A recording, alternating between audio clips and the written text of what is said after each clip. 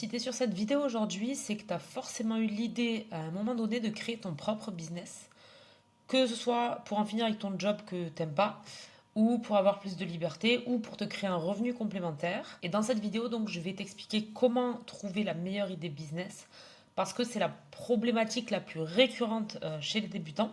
Comment trouver l'idée pour créer ton business, c'est important parce qu'effectivement, si tu te plantes à cette étape-là, tout ce que tu vas faire derrière, tout ce que tu vas faire, toutes les actions que tu vas mener, tout ce que tu vas investir comme temps, comme éventuel argent, tout ça, ce sera en vain si tu n'as pas fait le bon choix dès maintenant, donc dès la base. Donc reste bien jusqu'à la fin de cette vidéo parce que je vais te donner les niches qui sont les plus rentables en business depuis toujours et où tu es sûr de ne pas avoir besoin de compétences de vendre quoi que ce soit pour trouver des clients.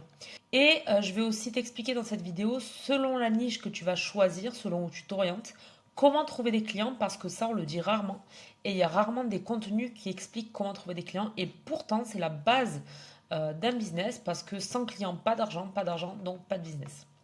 Donc reste bien jusqu'à la fin parce que dans cette vidéo, je vais te donner énormément de conseils précieux et je vais aussi te donner quel business est pour moi le plus rentable et de très très loin. Donc pour trouver une idée business, la première étape, ça va être de choisir entre vendre un bien ou vendre un service. Et je vais t'expliquer tout ça. Donc tu as le choix entre vendre un bien, donc que ce soit dans un commerce physique ou dans un e-commerce. Mais attention parce que vendre un bien, ça nécessite forcément un stock à minima, créer un site si c'est un e-commerce ou un local si c'est un commerce physique. Donc ça nécessite forcément un investissement de départ. D'accord? On va aller un peu plus dans le détail après. Ou alors tu peux choisir de commercialiser un service. Donc là tu as deux choix. Soit monétiser ton temps, soit monétiser une compétence. Si tu choisis de monétiser ton temps, et je vais te donner des idées après, attention parce que le temps, ça n'est pas extensible. Tu as 24 heures dans une journée où tu as d'autres choses à faire, comme dormir par exemple. Et si tu choisis de monétiser ton temps, alors ton business ne sera pas scalable. À un moment donné, tu ne vas pas pouvoir gagner plus d'argent. Et par contre, tu peux monétiser une compétence. Et là, ce qui est fabuleux, c'est que plus une compétence est recherchée, plus cher elle se monétise. C'est tout simplement la loi de l'offre et de la demande. Et donc, tu peux monétiser très cher ta compétence indépendamment du temps passé si c'est une compétence qui est très recherchée. Là, tu te dis qu'il faut une compétence de fou, mais pas du tout. Je vais te donner un exemple à la fin. C'est très simple. Tu vas te dire, mais pourquoi j'y ai pas pensé avant? Donc, tu n'as pas besoin d'avoir une compétence de fou, juste de mettre en place une méthode. Donc, ça, c'est la première étape. Tu choisis si tu veux commercialiser un bien ou un service. Un bien, je rappelle, il faut un investissement de départ pour le stock et le biais par lequel tu vas vendre, e-commerce, plateforme, donc site internet, et commerce physique, donc il te faut un local ou alors une place sur un marché, etc. L'étape 2, tu vas choisir si tu vends à des particuliers ou si tu vends à des professionnels. Chacun de ces deux choix a avantages et inconvénients. Particulier, bah, si on reste en France, 67 millions de Français, donc 67 millions d'utilisateurs potentiels. Et si tu vends à des professionnels, il n'y a que 4 millions et quelques d'entreprises. Par contre, les professionnels, tu peux à la fois faire des offres récurrentes, donc avoir une récurrence dans tes revenus tous les mois sans avoir à chercher de nouveaux clients.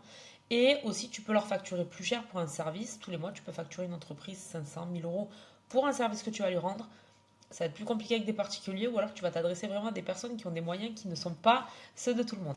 Donc je vais te donner des exemples à chaque fois de biens ou de services que tu peux monétiser auprès de particuliers ou de professionnels. Donc on en revient aux biens. Dans un commerce physique, si tu t'adresses donc à des particuliers, ben, classiques, vêtements, bijoux, nourriture, etc. Enfin, il y en a énormément. Et si tu t'adresses à des professionnels, alors tu peux être grossiste de matériaux, etc., à destination des professionnels. Donc ça, c'est si tu choisis de faire un commerce physique.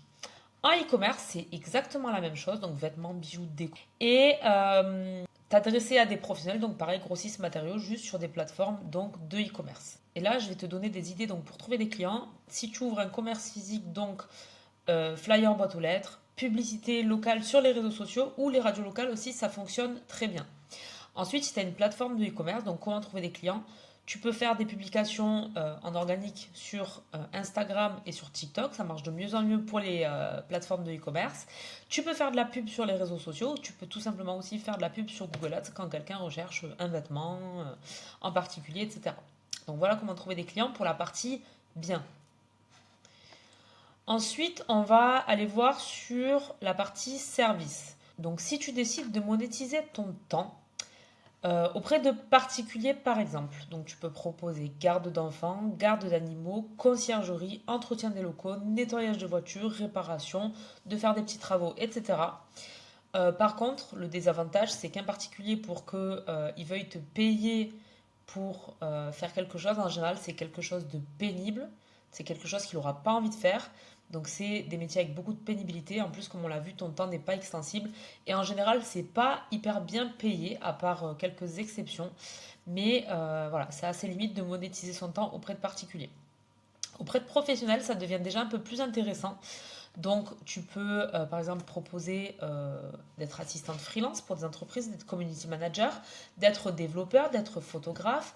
Mais là, pareil, tu monétises ton temps et le problème, c'est que tu vas être en face d'autres concurrents, donc d'autres assistantes freelance, d'autres community managers, etc., qui ont souvent tendance, pour se démarquer, à tirer les prix vers le bas. Donc, monétiser ton temps en te battant sur les prix, moi je trouve que c'est pas forcément le meilleur business model, mais en tout cas mieux qu'à des particuliers. Ensuite, donc, pour trouver donc des clients, je vais te donner quelques exemples. Si tu t'adresses à des particuliers, donc ce sera de faire des publications sur les réseaux sociaux, de mettre des flyers dans les boîtes aux lettres, de l'affichage dans les petits commerces locaux, les boulangeries, etc. Le bouche à oreille. Et si tu t'adresses à des professionnels, alors tu peux aller trouver des clients sur LinkedIn. Ça, c'est très très puissant pour trouver des clients. Si tu t'adresses à des professionnels, tu peux aller dans les réunions d'entrepreneurs. Ça paraît fou dit comme ça, mais c'est juste des chefs d'entreprise qui se réunissent. Ou alors tu peux les démarcher par téléphone. Ça, tu as le droit pour les professionnels, contrairement aux particuliers. Et tu peux aussi leur envoyer des emails. Ensuite, on arrive sur la partie monétiser une compétence. Donc, monétiser une compétence auprès de particuliers ou de professionnels. Donc, par exemple, auprès de particuliers, tu peux souvent proposer des compétences, par exemple, en rénovation, en bâtiment. Les gens vont rarement faire, par exemple, leur carrelage eux-mêmes parce que c'est risqué, parce que ça risque d'être plus coûteux pour eux, etc. Donc là, si tu as une compétence monétisable, tu peux proposer une offre de service. Il y en a sûrement plein, là j'ai mis surtout dans le bâtiment, mais si vous avez des idées, n'hésitez pas à dire en commentaire, il y a peut-être des choses que j'ai oubliées. Et si tu veux monétiser une compétence pour les entreprises, je t'ai mis des exemples. Si tu proposes de mettre en place des automatisations, tu vas leur faire gagner du temps, ou de l'intelligence artificielle. Ça, en ce moment, ça a le vent en poupe. Donc, si tu maîtrises l'intelligence artificielle de manière assez poussée et que tu veux le proposer donc à des entreprises, alors en ce moment, elles sont en recherche de personnes qui sachent faire ça. Comme je te disais, plus une compétence est recherchée, donc plus elle est monétisable, indépendamment du temps passé. Mais il y a une compétence monétisable encore plus simple et encore plus recherchée et je vais te la révéler à la fin de cette vidéo. Donc là, c'est les deux grandes étapes. Donc choisir entre un bien ou un service, déjà tu commences à avoir quelques idées et choisir entre les particuliers ou les professionnels. Et ensuite, il y a une étape qui est primordiale, qui est vraiment déterminante pour ton futur business. Je l'ai mise à la fin, mais en réalité, c'est peut-être même la première question à te poser. Mais je voulais vraiment que tu comprennes déjà voilà, la notion de bien, service, particulier, professionnel avant de te parler de ça. C'est donc la plus grosse étape, l'étape la plus importante pour moi, c'est de choisir sa niche. Donc là, je vais te donner les 3 niches les plus rentables depuis toujours.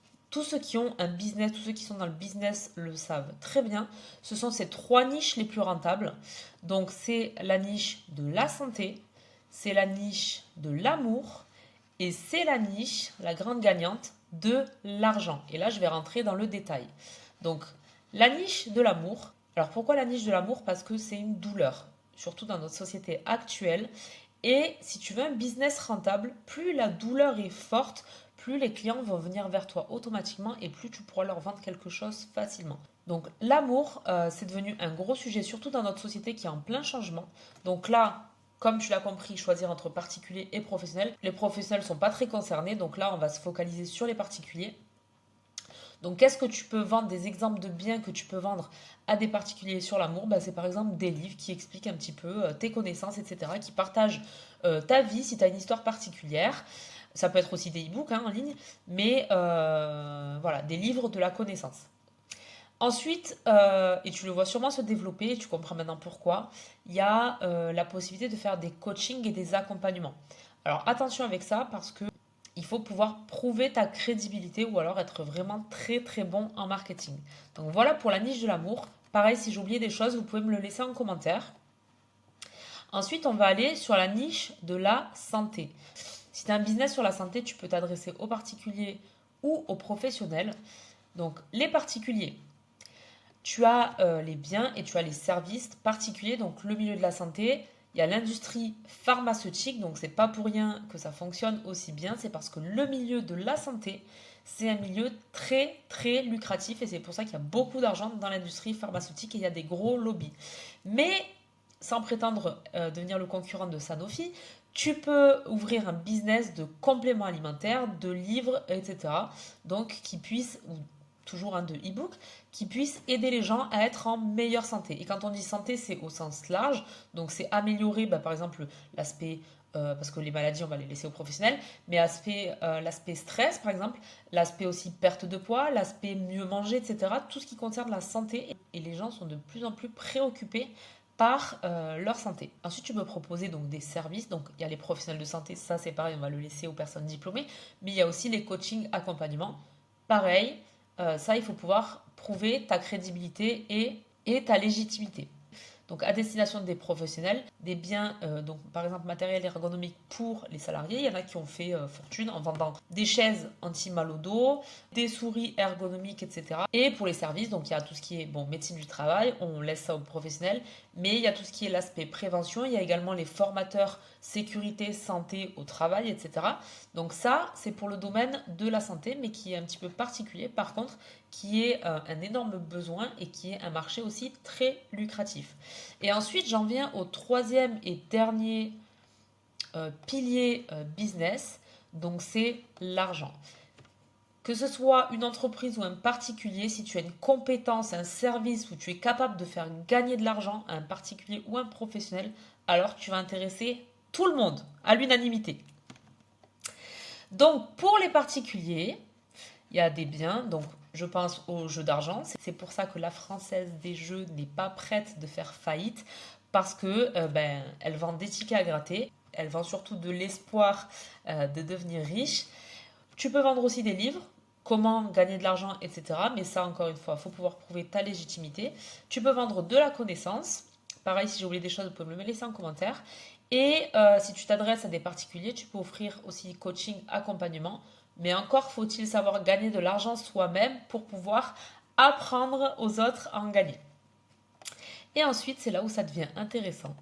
Si tu as une compétence qui fait gagner de l'argent aux professionnels, aux entreprises, alors tu es sûr d'avoir 4 millions de clients potentiels. C'est de cette compétence que je voulais te parler parce qu'elle n'est pas très dure à acquérir, par contre elle est très recherchée. Donc, juste petite parenthèse sur la partie bien, il y a des entreprises qui vendent des équipements qui font gagner de l'argent aux entreprises. Donc, par exemple, j'ai pensé aux caisses automatiques, ça remplace 4 caissières. Donc, forcément, ça fait gagner de l'argent aux entreprises. Ces entreprises-là ont fait fortune, etc. À moins que tu veuilles te lancer dans ce business, je vais te parler de ce fameux business qui, pour moi, est le plus rentable de tous. Et donc, c'est de pouvoir faire de ce qu'on appelle de l'acquisition client. Si tu es capable de trouver des clients pour des entreprises, alors sache que 100% des entreprises ont besoin de clients, que les entreprises ont des très gros budgets pour trouver des clients pour leur croissance. Alors si tu as cette compétence-là, tu es sûr d'avoir plein de clients qui viennent à toi, tu n'as même pas besoin de les démarcher. Et pour moi, cette compétence, donc elle regroupe tous les avantages. Tu t'adresses à des professionnels, donc tu peux mettre en place un revenu récurrent, tu n'as pas besoin d'aller démarcher des nouveaux clients en permanence. C'est un service que tu monétises, non pas un bien, donc tu n'as pas d'investissement de départ. Alors tu vas pouvoir monétiser ce système, peu importe le temps que tu y as passé. Et c'est une compétence extrêmement recherchée puisque 100% des entreprises ont besoin de clients et peu de personnes sont capables de faire de l'acquisition. Tout à l'heure, je te parlais de la loi de l'offre et de la demande. Et d'ailleurs, si toi, tu es en train de regarder cette vidéo, tu vois, tu es en train de te demander quel business je vais créer, mais aussi comment je vais trouver des clients parce que sans clients, pas d'argent, sans argent, pas de business. Donc l'acquisition client est au cœur de toutes les entreprises. Donc si tu maîtrises cette compétence, tu es sûr d'avoir un business qui décolle vite et fort. Et donc je te disais, c'est pas une compétence qui est très difficile à apprendre, il y a juste à apprendre une méthode, un système. J'ai créé une vidéo de formation pour apprendre cette compétence, je te mets le lien en barre de description et n'hésite pas à t'abonner si tu veux voir plus de contenu business pour les débutants, ceux qui partent complètement de zéro.